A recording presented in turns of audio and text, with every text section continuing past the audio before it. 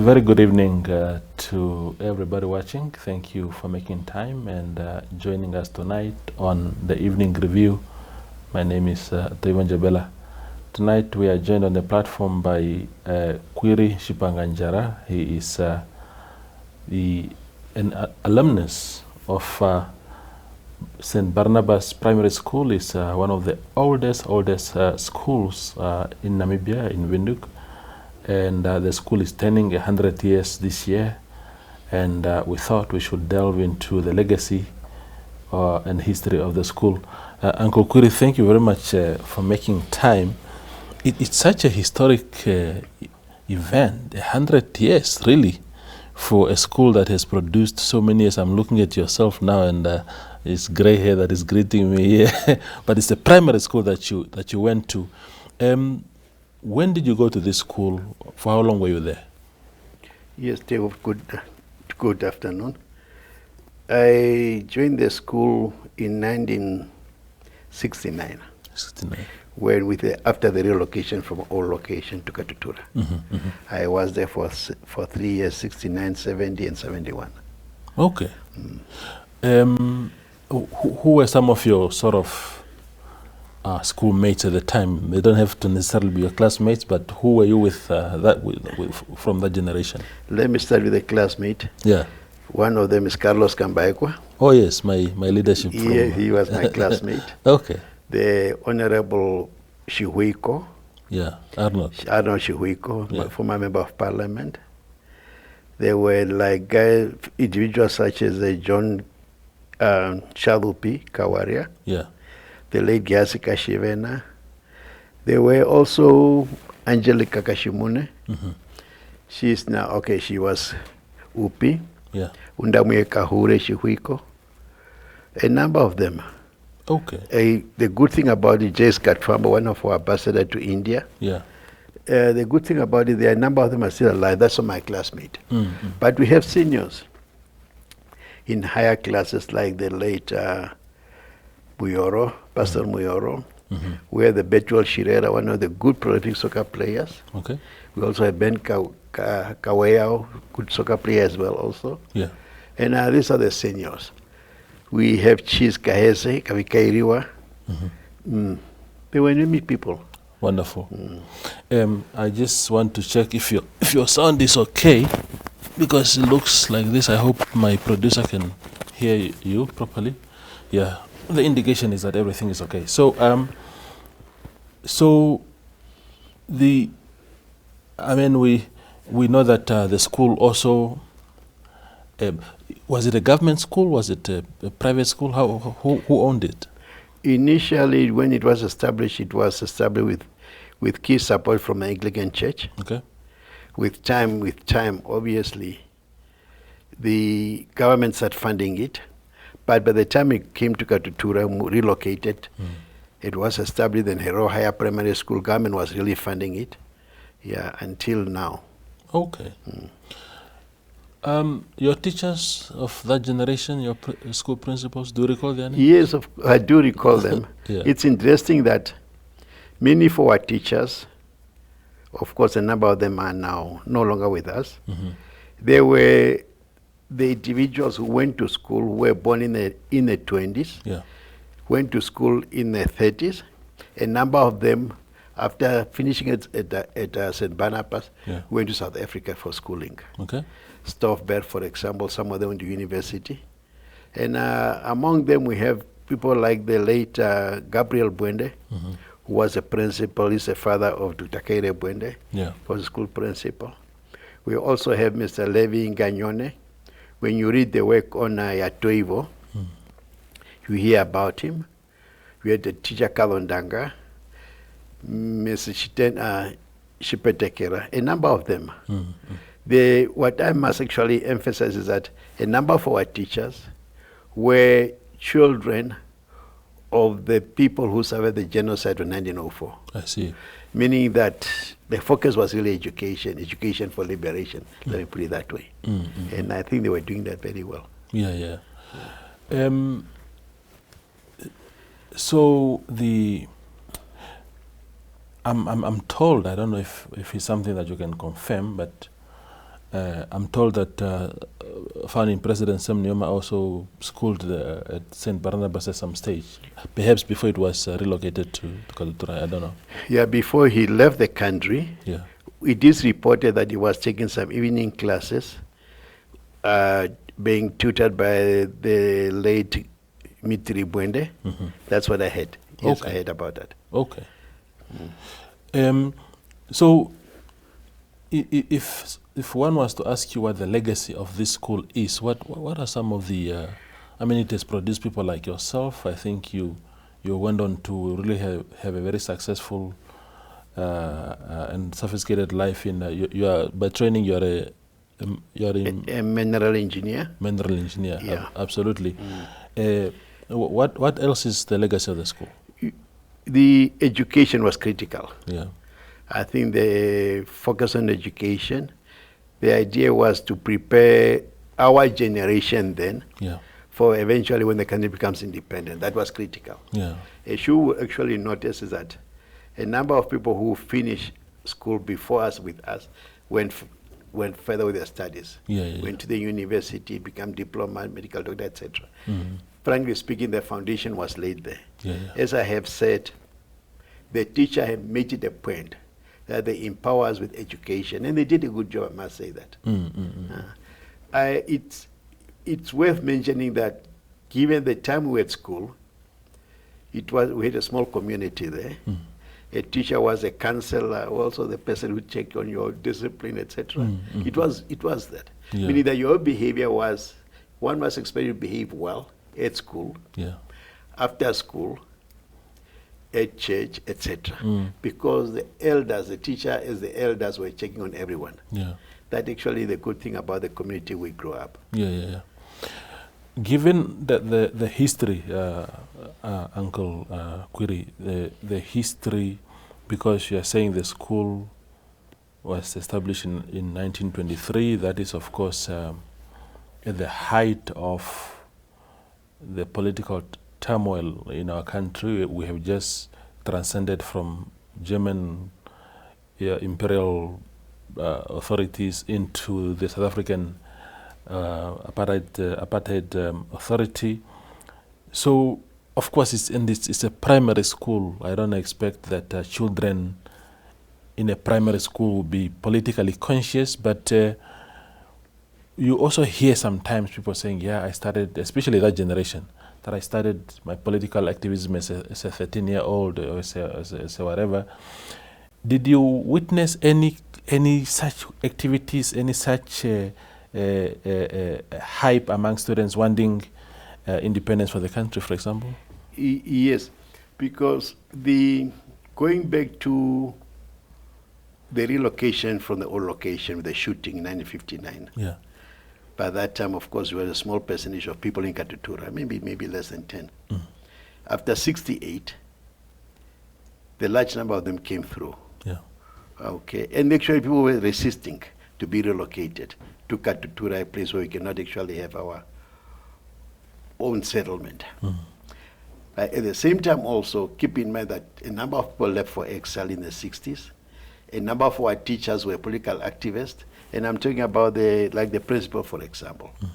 And I remember in 1970 very well, it was a time when the International Court of Justice was to make a ruling on South Africa's control of Namibia.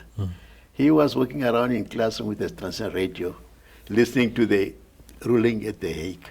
And he was telling us, listen to what this guy is saying. I think Dr. Helgard Miller, the South African foreign minister. It was interesting. Okay. Politically, we grew up in a political environment. At the same time also, the location of the school, vis-a-vis the soccer field, was near the venue where political rally were held. So it was only natural. It was a given that we had become active at that time. Absolutely. Now, given that history, I mean, do you see the school?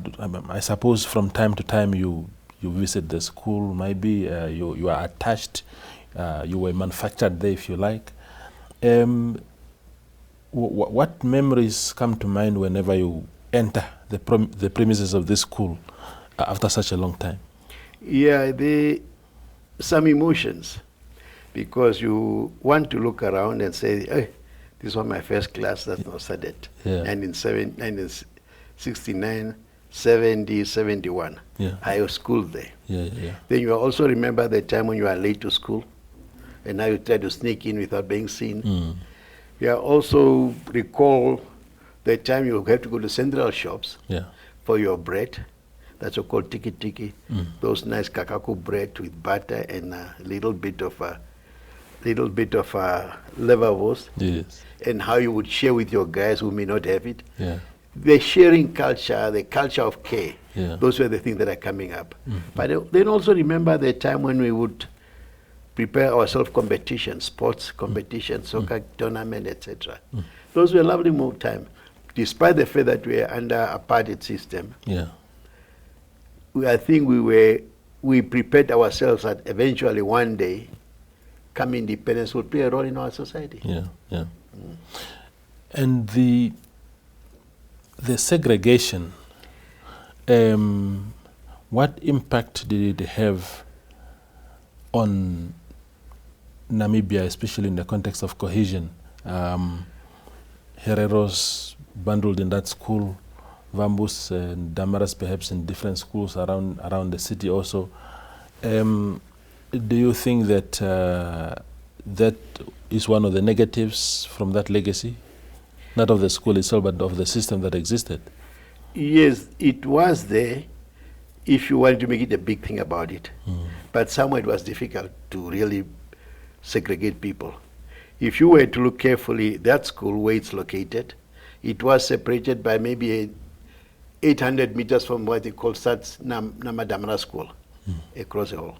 At the same time also, you have a situation where you have the kids from a raw location would be going to church with the kids from a mobile location at the Lutheran church. That's another way of mixing. But then you are also having soccer tournaments after school at the junior sports ground.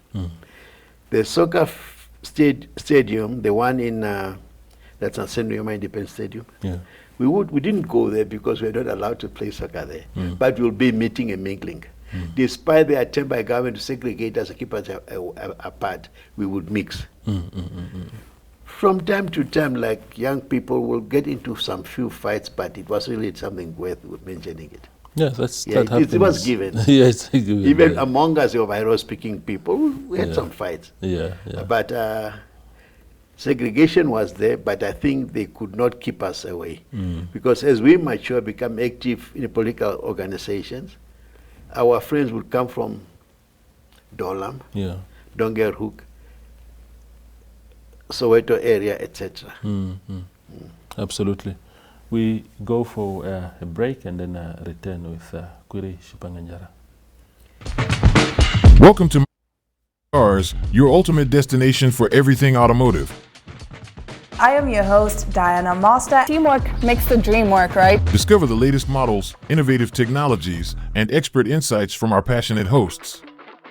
Learn essential maintenance tips and get exclusive behind-the-scenes access to the automotive industry. Don't miss my .NA Cars on NTV every Thursday at 2100 hours. Tune in and ignite your passion for automobiles. Welcome to What's Cooking, where culinary passion meets expert insights. Somebody must really want to cook and want to cook good food. Immerse yourself in the bustling world of professional kitchens as top chefs create mouthwatering dishes. Join us for in-depth interviews as our host explores the experiences and expertise of our guest chefs. Don't miss out. Tune in to What's Cooking on NTV every Friday at 2100 hours and let the culinary adventure begin.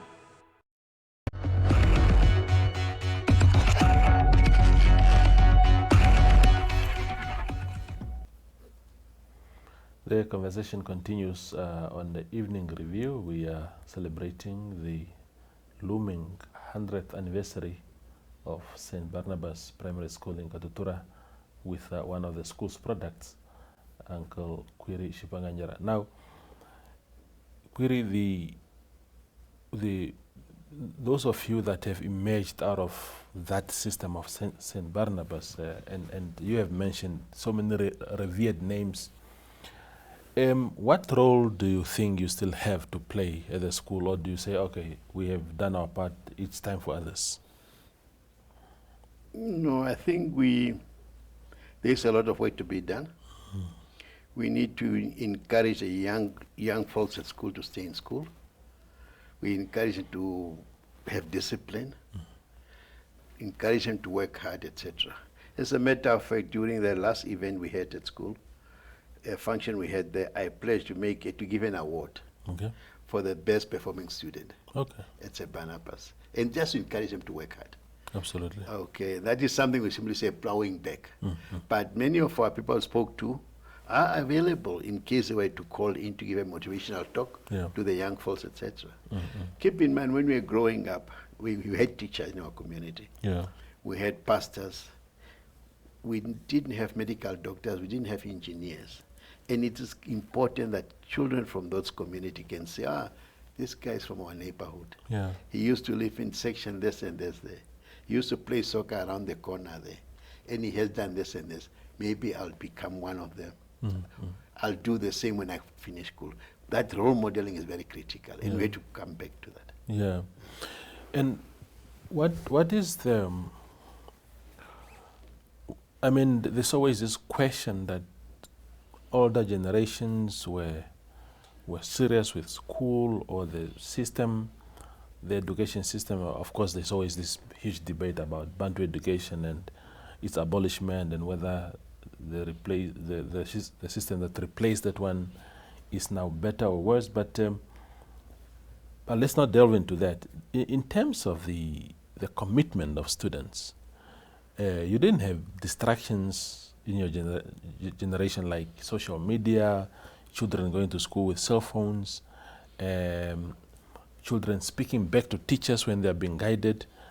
Do you think that there's some sort of difference between your generation and the current generations in terms of the attitude of learners? Yeah, to a certain extent, as I said earlier, that teacher was like a parent to us.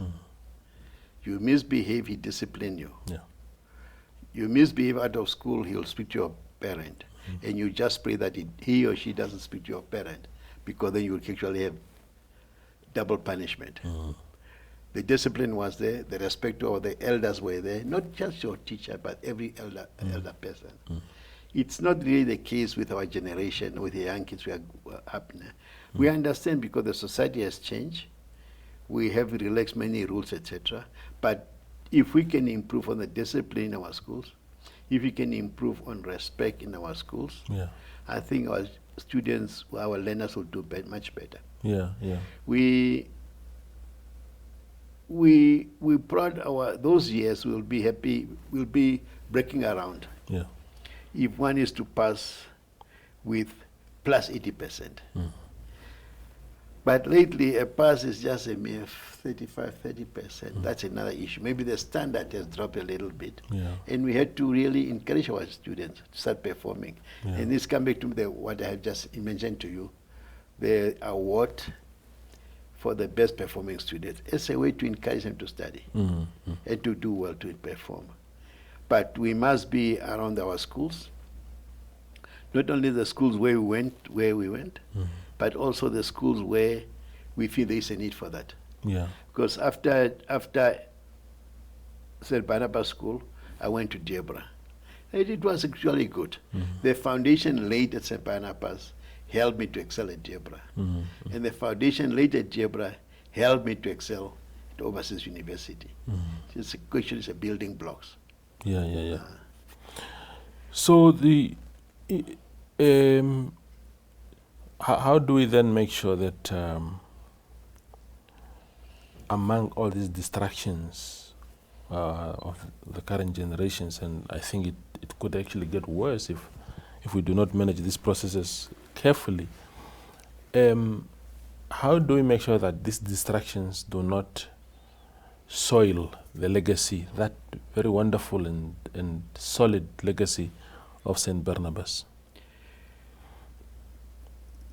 It's difficult to come with an answer to that, but what I think we need to keep on reminding our learners in school is that we are here because we have come from the whole way from the back. We came through a very difficult process to be where we are today. And actually tell them in terms of what role they can play in the future. Because there's so many things that can be done by young people today. Whether it's in engineering, whether it's in IT, whether it's medical field, etc. It's vast. And given our population and the demand for and the need for development, we need all the skills. But they wouldn't make good students if they are sharing their time with a small bottle of Castello or Punya Punya or whatever. That is what we actually have to emphasize on that. If you want to do well in school, stay away from alcohol. And also the whole question is the media, the cell phone culture. That's another problem. Because when we were growing up, we only had the newspapers. Of course, the Windhoek Advertiser at that time, Zuidwest Afrikaner at that time, then later Windhoek Observer. And reading was encouraged. And now, why should actually read if everything can just be shared with it? From on the tip of your fingers.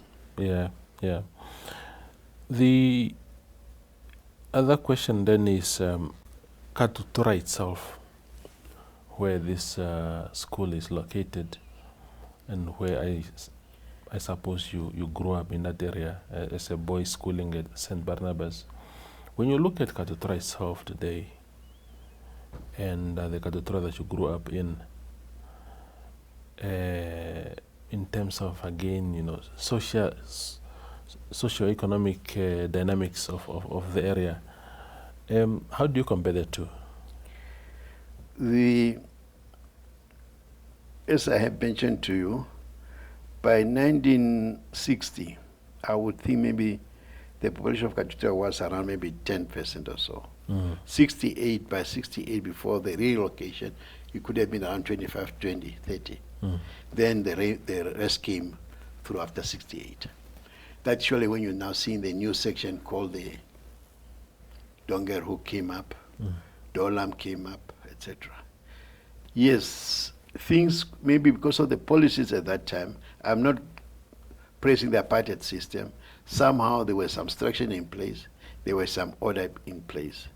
And coming to Katutura was so much controlled that there was few informal settlement areas. With the situation now, the things have changed. We have the informal settlement stretching all the way up to Korea Habdam. These are the issues. Meaning that the population have grown bigger, which makes it difficult to control. There are more taxes on our roads, which was not there before. But notwithstanding that, I still think that if we can prioritize as to what has to be done with Katutura, if we can prioritize in terms of how do we identify new growth point for people to move to this point, that can be done. But at the same time, people cannot just move to new points that are no employment. That's another challenge also. Absolutely. What can we do to create employment away from the major cities? The problem is not just in Katutura, it's also with Mondesa, it's also with Kuisep-Mond or Oretoveni. The informal settlement is a problem there. Absolutely. In closing, Uncle, what can you say about this school that has made you and many others turning a magnificent 100 years? That's just crazy.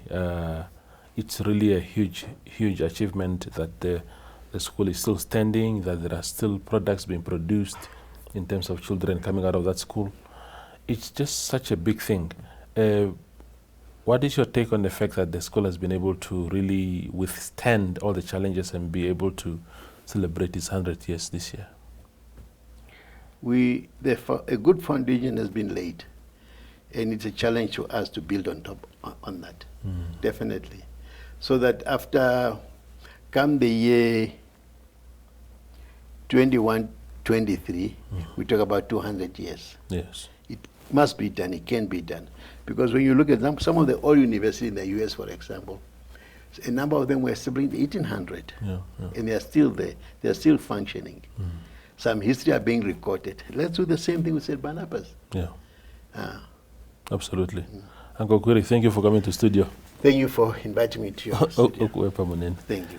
That's Kuiri Tjipangandjara. He's a product of St. Barnabas Primary School in Katutura, which is turning 100 years this year. And yeah, there are activities and festivities lined up, and we are going to have very soon representatives of the school to come now and share with us what are those activities, where are they taking place, and then on what dates.